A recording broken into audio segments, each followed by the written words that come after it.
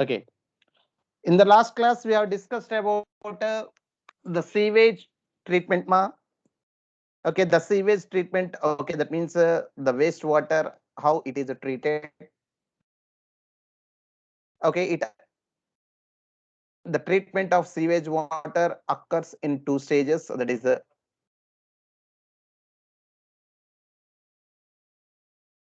for primary treatment, and the second one is secondary treatment. In primary treatment is completely physical process.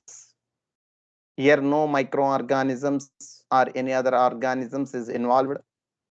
Okay, it is a physical process. Simply the debris, the floating debris is removed and later allowed to settle. Okay, as a result, whatever the pebbles and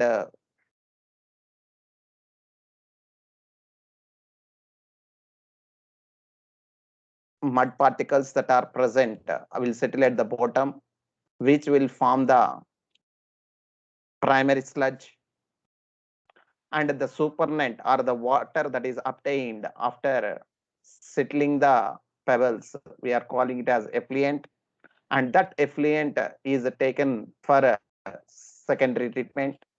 Secondary treatment is also called as biological treatment because in this process the microorganisms are involved, and it is okay. And the secondary treatment is again divided into two stages. One is aerobic treatment, and the second one is aerobic treatment, and the second one is anaerobic treatment. Okay, the is placed in aeration tanks and is continuously agitated to provide aeration.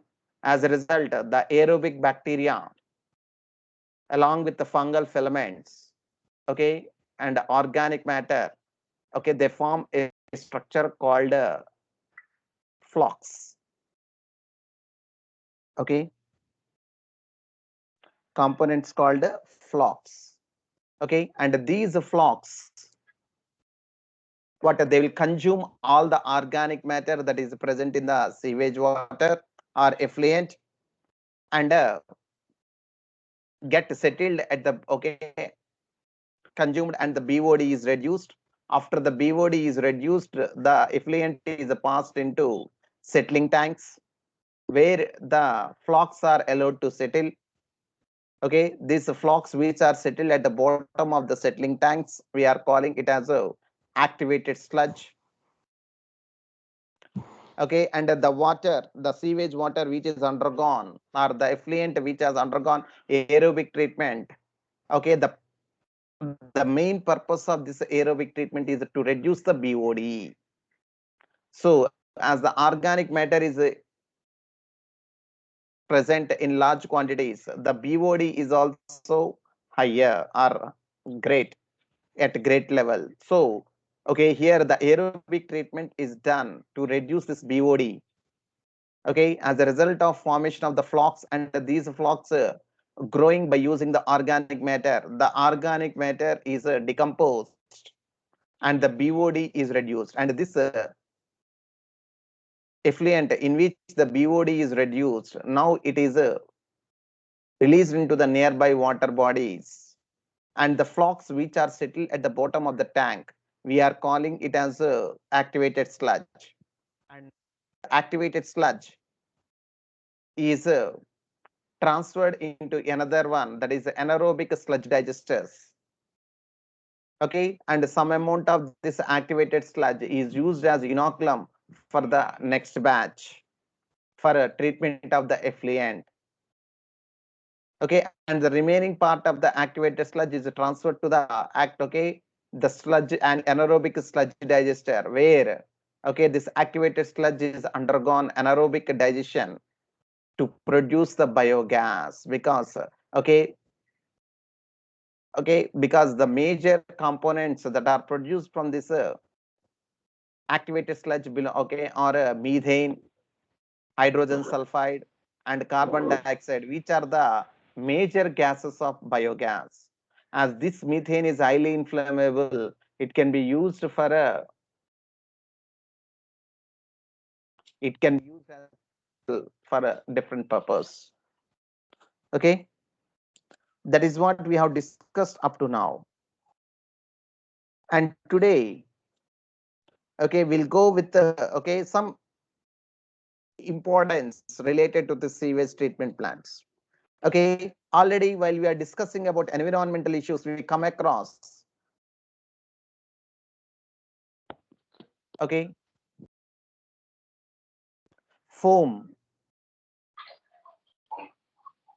Okay, the foams. Okay, that is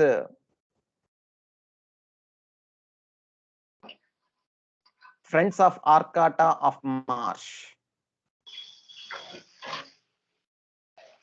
Okay, Friends of Arcata of Marsh. That is okay. That is a type of sewage treatment plant. Okay, in the same manner you can see here. Okay, here you can see the pictures.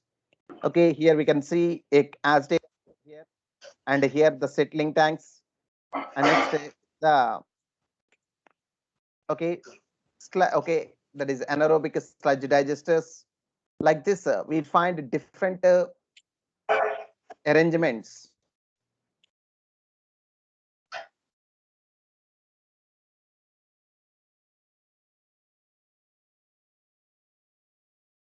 for different treatment. Okay, different stages of treatment of sewage water.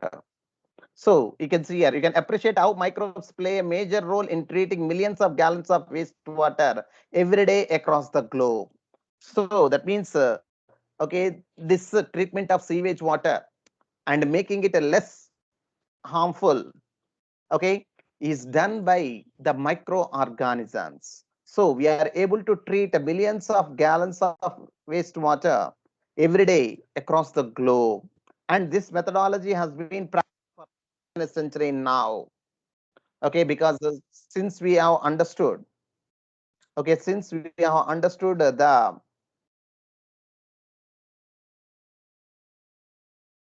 importance of this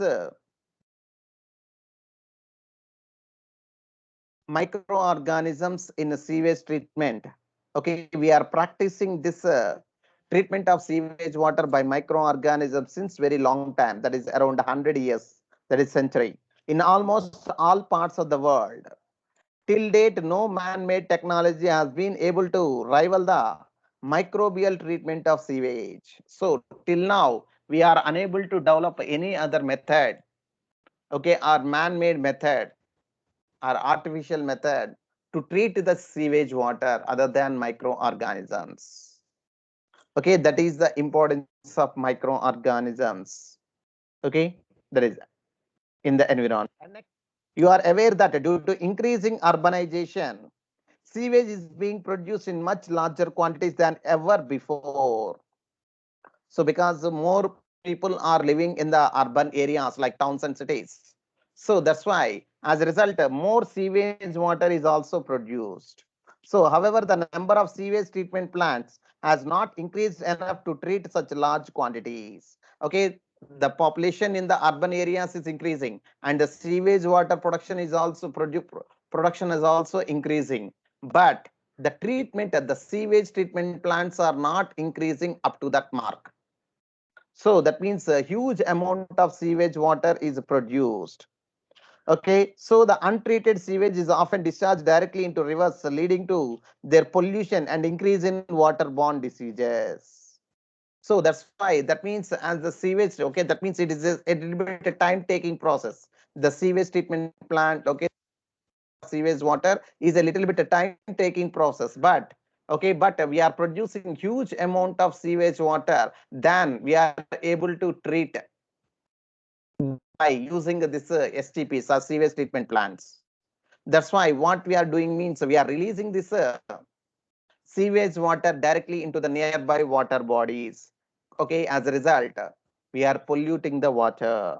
Okay, and also we are increasing the chance of waterborne diseases. Okay, that is. So you can see here the Ministry of Environment and Forests has initiated Ganga Action Plan and Yamuna Action Plan to save these major rivers of our country from pollution. So that means to reduce the,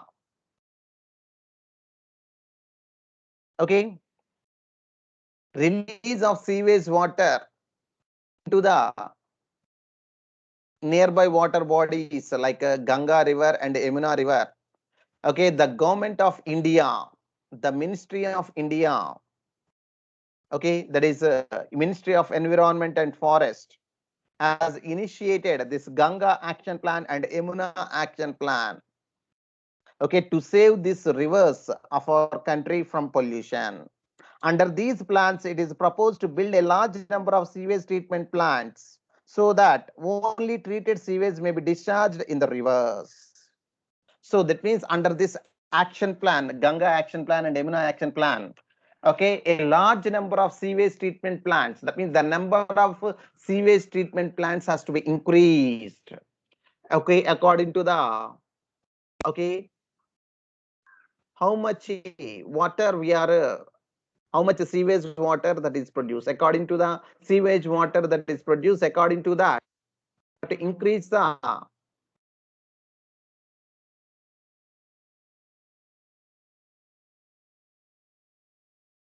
sewage treatment plants so that we can treat all the water. We can treat all the sewage water before they are leave. Okay, before they are left into the nearby water bodies like different rivers.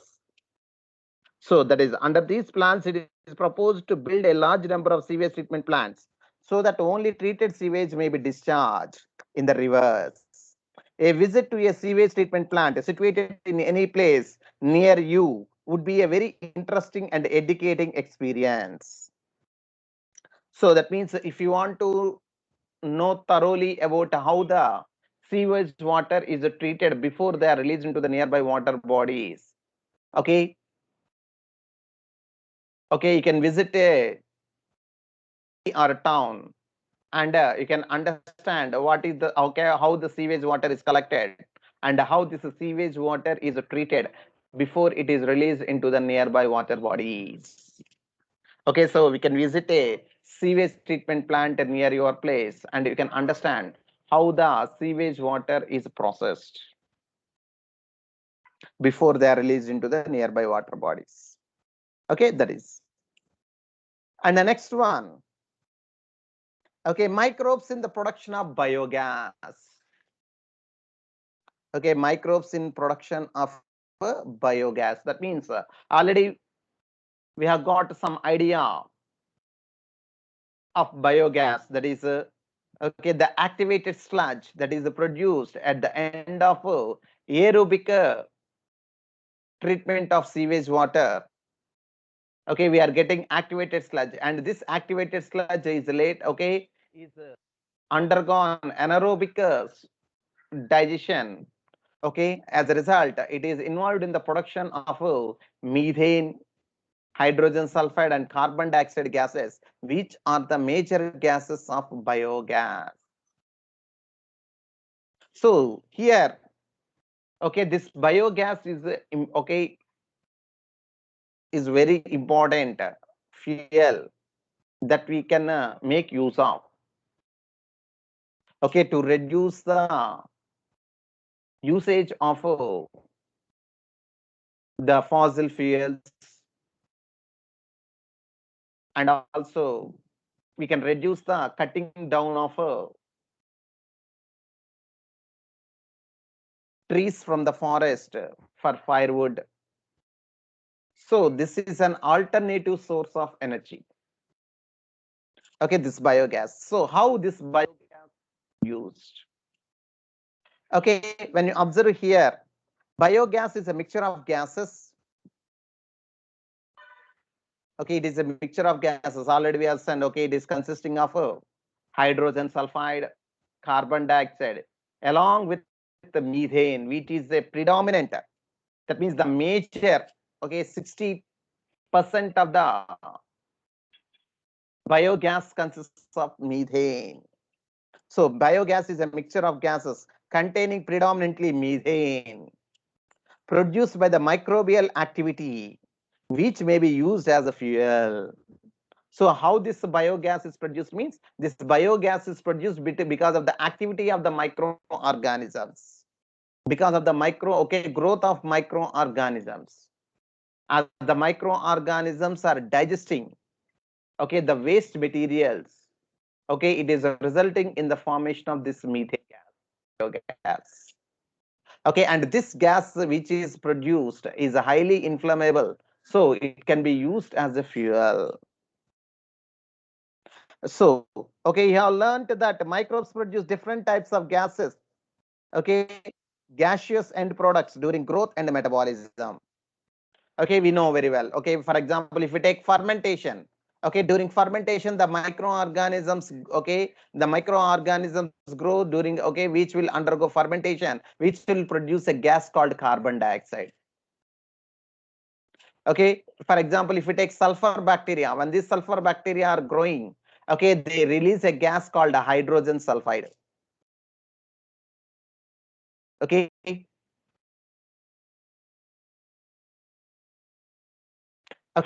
When you are walking beside the canals, we'll experience a pungent smell, very hard, not even we can unable. That pungent smell is because of the release of this hydrogen sulfide by the sulfur bacteria that is present in that stagnant water or contaminated water. Smell. Yes, ma'am?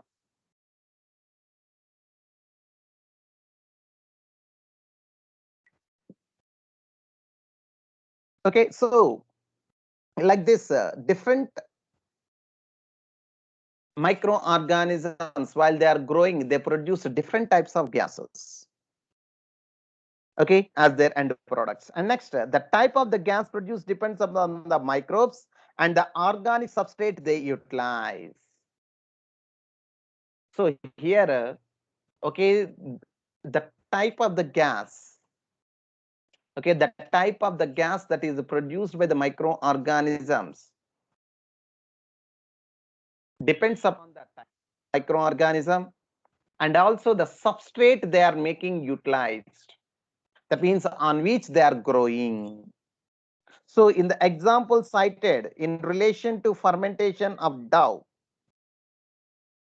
in example cited in the relation to fermentation of dough, cheese making and production of beverages, the main gas produced was carbon dioxide because it is an alcoholic fermentation. So in that alcoholic fermentation, what happens? What is the major gas that is released? Means carbon dioxide.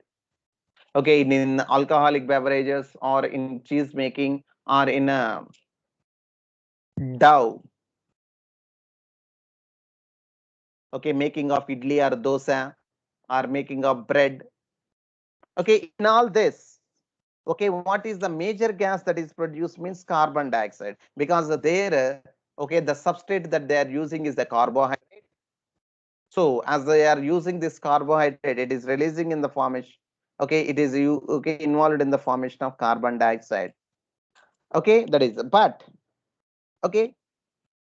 however, certain bacteria which grow anaerobically on cellulosic material produce large amount of methane along with carbon dioxide and hydrogen. So, when you observe here, some bacteria when they are growing anaerobically, they are producing carbon dioxide and alcohol. But there are some bacteria when they are growing anaerobically, that means in the absence of oxygen or in the absence of air, they produce a large amount of methane. They produce a large amount of methane besides carbon dioxide and hydrogen. Because what is the substrate they are making use? Means they are making use of cellulose. They are using cellulose, a type of carbohydrate. If they are using the cellulose as the substrate, they are using the cellulose as the substrate. So they are under anaerobic conditions, they are producing huge amount of methane along with the some amount of carbon dioxide and hydrogen. So these bacteria are collectively called methanogens, and one such common bacterium is methanobacterium. Okay, that is okay. That means we can, from this we can understand, okay, what the biogas consists of means. The biogas mainly consists of three major gases. One is methane, second one is carbon dioxide, and the third one is hydrogen. So how this biogas is produced means, this biogas is produced by using cellulosic material under anaerobic conditions when the microorganisms are growing. When the microorganisms are growing anaerobically, that is in the absence of oxygen or air, okay, by using the cellulosic material as the substrate, they are able to produce methane, carbon dioxide, and hydrogen. So these bacteria, okay, as they are involved in the production of methane as the major gas, okay, this bacteria we are calling it as a methanogenic bacteria. Okay, methanogenic bacteria, or simply we can call it as the methanogens. Okay, gen means production, methane production. Okay, they are methanogens. Okay, the best example of a methanogenic bacteria or methanogen is methanobacterium. Okay, methanobacterium. The bacteria are commonly found in the anaerobic sludge during sewage treatment. So we have undergone now.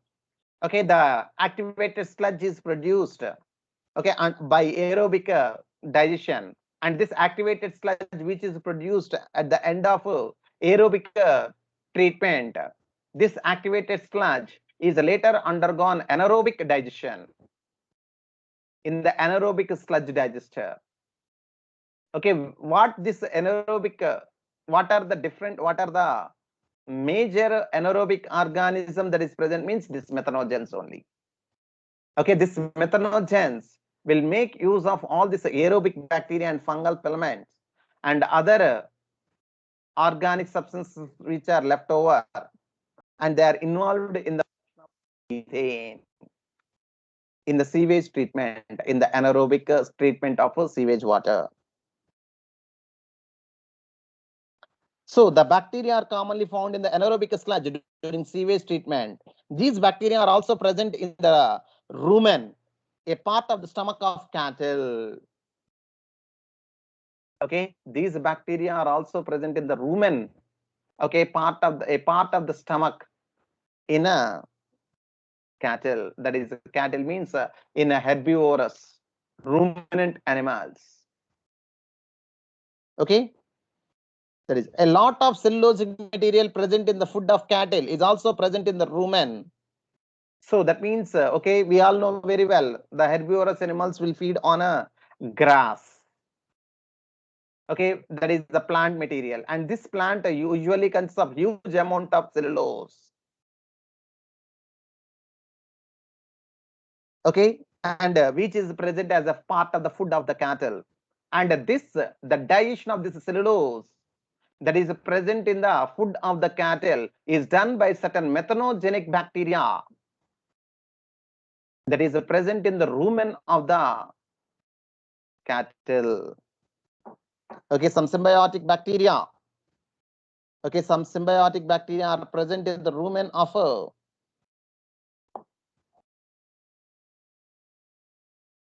cattle, which are involved in the making use of this cellulose. One thing you have to remember, ma, there is no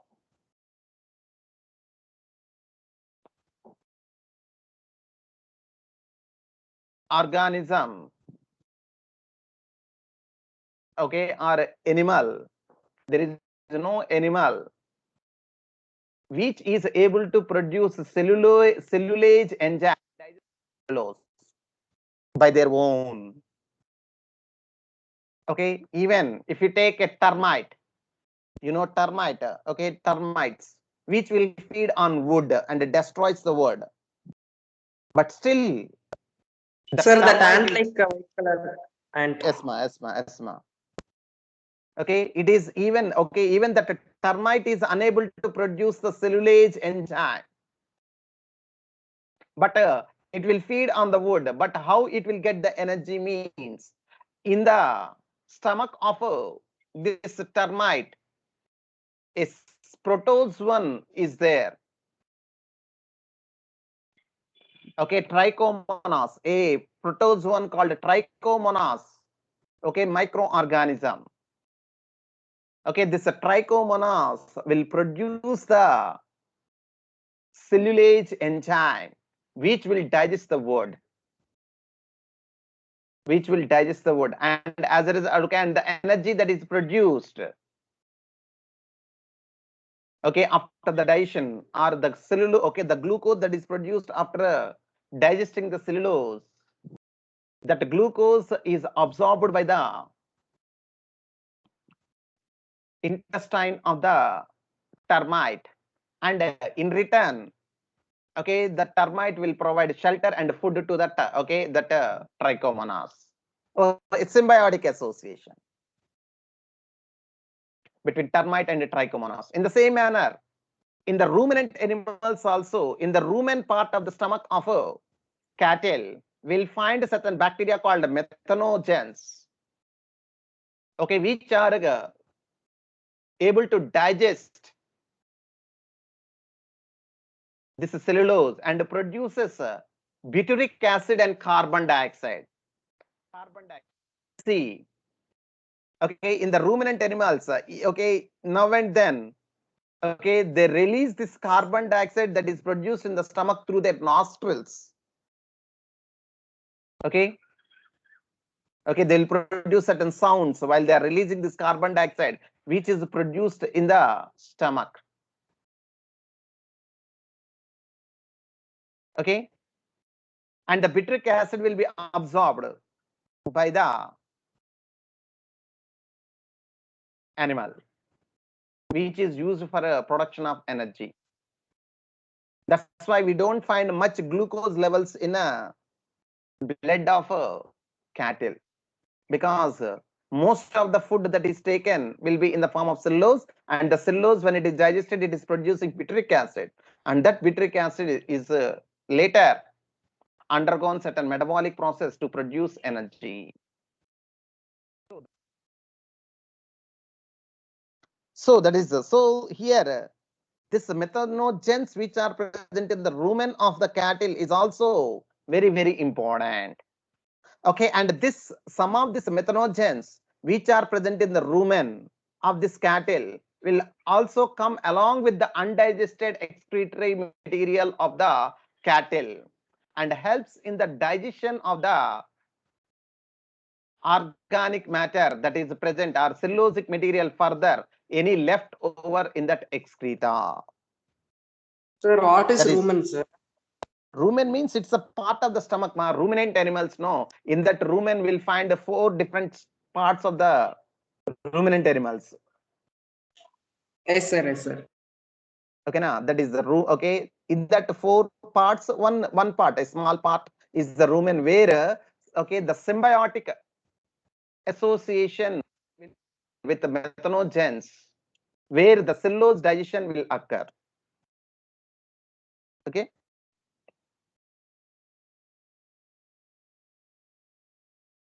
So the bacteria are also present in the rumen, a part of the stomach of cattle. A lot of cellulosic material present in the food of cattle is also okay. Cattle breakdown of cellulose and okay, sorry. A lot of cellulosic material present in the food of cattle is also present in the rumen. In rumen, these bacteria help in the breakdown of cellulose and play an important role in the nutrition of cattle. So that is okay. This methanogens that are present in the rumen of the cattle is playing a very important role in the digestion of this cellulosic material. So do you think we human beings are able to digest the cellulose present in our food? No. Okay, the cellulose will be digested in the digestive system of human. Okay, they will form only the fiber and it will be undigested, and it will be okay sent outside of our body as the undigested food material. Whatever the cellulose that is present in our diet will form only the fiber. Okay, and that will be released along with the undigested food material. Cellulose cannot be digested. We don't have the ruminant stomach. That's why cellulose cannot be digested. Okay, that is. So from this we can understand, okay, if we are taking a plant material, that means we are taking no plant material, we are taking rice, we are taking pulses, we'll take vegetables, okay, we'll take fruits, okay, we'll take certain leafy vegetables, okay, all these will form the part of the diet. So all they are plant material, so all some amount of cellulose, they all will be added to the undigested food material. The cellulose that is present in the plant material that we take will form the part of the excretory material. So the excreta of cattle, so cattle, because cattle completely depends upon plant material, some cellulose will be digested by the methanogens that are present in the rumen, but some amount will be not digested, and that will come along with that, along with certain methanogenic bacteria. So thus the excreta of the cattle, commonly called gobar, is rich in these bacteria. Okay. So that that excretory material that is obtained from the cattle, which we commonly call it as dung, or okay, in Hindi they call it as gobar. Okay, and we call it as a dung. So this dung, which is rich in cellulosic material, and also the methanogenic bacteria, are playing very important role in the production of biogas. So the dung can be used for generation of biogas, commonly called gobar gas. Because what is the major material that we are making use, means we are using the excretory material of cattle, that is the gobar or dung, as we are making use for the production of this biogas. So as this biogas is produced by using the gobar, we are also calling it as gobar gas or biogas. So understood all of you? Anybody is having any doubt up to now?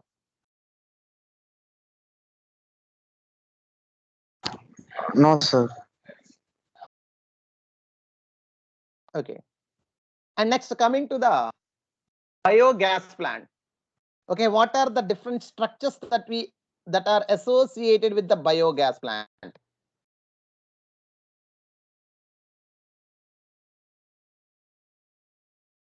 Okay, first of all, okay, for the production of biogas or gobar gas, first of all, what we have to do means we have to collect the dung, that is the excretory material of the cattle. Okay, in villages we'll find commonly, because most of the houses are almost they are associated with certain animals. Okay, for milking, okay, for milk purpose, or for okay, agriculture purpose, they will rear certain animals. So we can collect the excreta from different houses. Okay, is placed in a tank, a small tank like structure first, and it is mixed with some amount of water and mixed as a little bit fluid like substance that is called slurry. We can see here.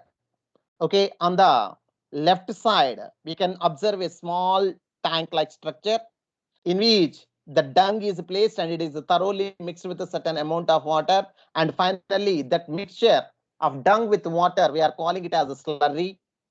And this slurry, through this small tank, it is through an inlet, it is allowed to pass into a large tank which is present at the center.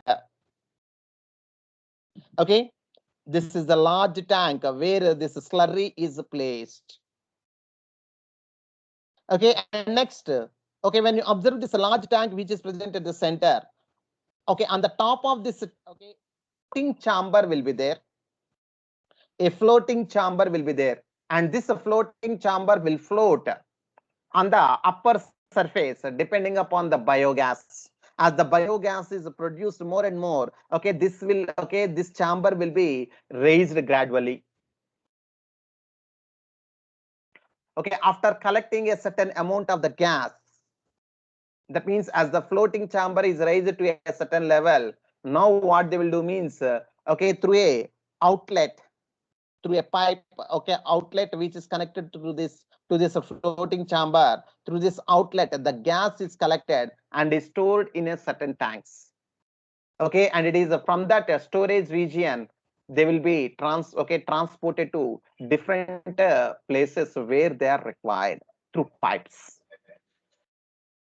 Okay, so here, so this is the large tank which is okay, on the inner wall of this tank is cemented. Okay, and okay, and here all the slurry is placed. Okay, already we said very clearly the dung, the excreta of the cattle consists of methanogenic bacteria, and it also consists of huge amount of cellulosic material. So by using that cellulosic material, this methanogenic bacteria will undergo anaerobic digestion and results in the formation of the different types of biogas. Okay, that is the different gases that are present in the biogas, that is methane, carbon dioxide, and hydrogen. Carbon dioxide and hydrogen are separated, and the methane only collected, and that is highly inflammable. That only will be used for as a fuel. So after the anaerobic digestion is completed, the waste is obtained now. Okay, that is called sludge. That sludge through an outlet, okay, it is taken out, and that can be used as a manure. So here, when you are using a biogas plant, nothing is wasted. Everything we can make use of.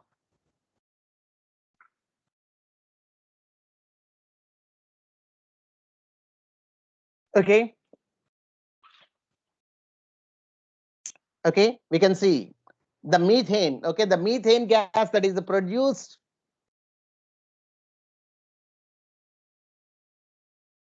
is used as a fuel. And next, the carbon dioxide which is produced can be used as an extinguisher. And next, the after anaerobic treatment, the waste that is obtained, that is called sludge. Okay, the sludge can be used as a manure or fertilizer, natural fertilizer. So that means all the components are made use of. Nothing is wasted. Okay, that is so that's what we can see here. So the biogas plant consists of a concrete tank 10 to 15 feet deep. That is the main tank, in which the biomass waste are collected and a slurry of dung is fed. So that means whatever the waste that is collected, it is mixed with some amount of water, and that is called as slurry. And that slurry is placed in this concrete tank. And next, on the top of this concrete tank, okay, a floating cover is placed over the slurry. This is the floating cover. Okay, placed over the slurry, which keeps on rising as the gas is produced in the tank due to the microbial activity. As the that means due to the activity of the microorganisms in the slurry under anaerobic conditions, what happens? The biogas is produced. As the biogas is produced slowly, the floating cover or the floating tank will gradually rises. Just like we can observe, okay, in water tanks. Generally, what happens? We can have some automatic mechanisms. Okay, some floating structure will be placed. Okay, whenever the water level is increased, automatically it will be closed. Automatically it will be stopped or it will be closed. And whenever the water level increased, again okay, whatever the water that is drawn, okay, drawn from the tank, okay, that water will be replaced. So it is an automatic, because we don't find when the water will, even in your okay, even we can observe in our mineral, okay, in our houses we'll find mineral water once, okay, one structure will be there, okay, from that the water, whenever the water level raised after certain, okay, whenever late, okay, maximum level, automatically the water collection will be stopped. Whenever the water level is decreased, again it will start collecting the water, purifying the water. In the same manner here also, the floating tank gradually raises with the production of biogas by the action of the microorganisms on the slurry. Okay, and next the biogas plant has an outlet which is connected to a pipe to supply biogas to nearby houses. So here in villages they are mainly making use of this biogas as a fuel. Okay, through pipes it is connected to the nearby houses, whichever the houses they need this biogas. Okay, they are making use of that. So the biogas plant has an outlet which is connected to pipe to supply biogas to nearby houses. Okay, the spent slurry, that means whatever the slurry that is used up is removed through another outlet and may be used as a fertilizer. So this sludge which is obtained at the end of the biogas production from the slurry, okay, this sludge, okay, is also collected through an outlet, and it is used as a fertilizer, because we are using any harmful, because we are using only animal excreta and all that, so that is not harmful, it is natural product only. So the fertilizer that we are making, or that we are making use of now, okay, from this biogas plant is also natural only, and it is not harmful.